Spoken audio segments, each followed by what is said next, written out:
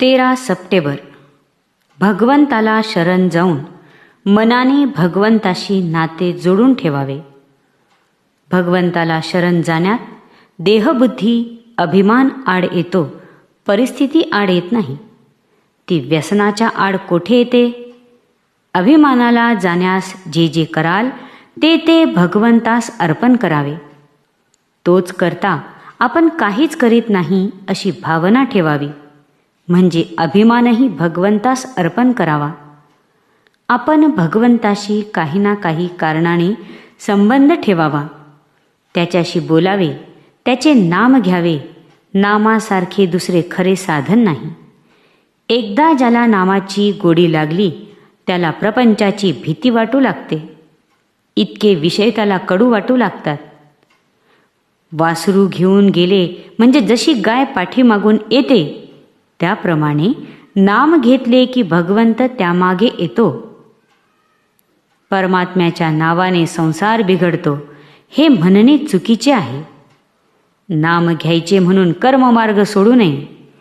नामाची गोडी ज्याला आली त्याचीच कर्मे सुटतात.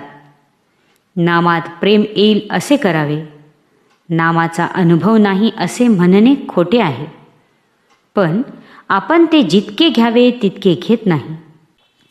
जन्माला आल्यासारखे नामाचे होऊन राहावे. भगवंत आपल्या नामस्मरणात आहे. वाचेने खरे वा खोटे बोलता येते, पण खऱ्याकरिता परमेश्वराने वाचा दिली आहे. तुझ्या नामात गोडी दे हेच भगवंताजवळ मागावे. शुद्ध भावनेशिवाय सर्व व्यर्थ आहे. भाव शुद्ध होण्यास सत्समागमा वाचून दुसरा उपाय नाही. एकदा त्याचे होऊन राहिले म्हणजे तोच सर्व उपाय काढतो. मी अमुक एक साधन करीन असे म्हणू नये. परमेश्वरा, तूच माझ्या हातून करवून घेणारा आहेस अशी दृढ भावना ठेवावी. समजा आपण एक व्यापार केला, पण त्यासाठी एकाने आपल्याला भांडवल दिले तर त्या माणसाला आपण कधीही विसरत नाही. त्याचप्रमाणे ज्या भगवंताने आपल्याला विद्या, पैसा, प्रकृती दिली त्याला आपण कधीही विसरू नये. भगवंत हा सहज साध्य आहे, सुलभ साध्य नाही.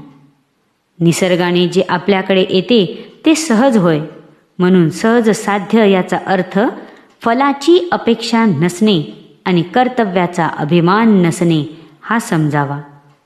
सूर्याजवळ ज्याप्रमाणे काळोख नाही त्याप्रमाणे ज्या अंतःकरणामध्ये भगवंत आहे तिथे बिलकुल संशय नाही. भगवंताने आपल्याला ज्या स्थितीत ठेवले आहे त्यात समाधान मानून त्याचा विसर पडू न द्यावा. जो स्वतःपासून दूर आहे त्याला भगवंत दूर आहे. जो बाह्य दृष्टीने पाहतो त्याला भगवंत दूर आहे. जो अंतरंग पाहतो त्याला तो जवळ आहे. आपण मनुष्य जन्माला आलो हीच आपण भगवंताचे होण्याची खूण आहे. भोग व दुःख यात वेळ न घालविता भगवंताकडे लक्ष दिले पाहिजे. याच जन्मात सुविचाराने व सद्बुद्धीने भगवंत आपलासा करणे हेच आपले खरे कर्तव्य आहे. याकरिताच सतत त्याचे ध्यान करावे व मनातून आपले भगवंताशी नाते जोडून ठेवावे. यासारखा दुसरा सुलभ उपाय नाही. श्रीराम जय राम जय जय राम. आजचा सुविचार. खूप खावे, खेळावे आणि खूप नाम घ्यावे हे मला आवडते. जय श्रीराम.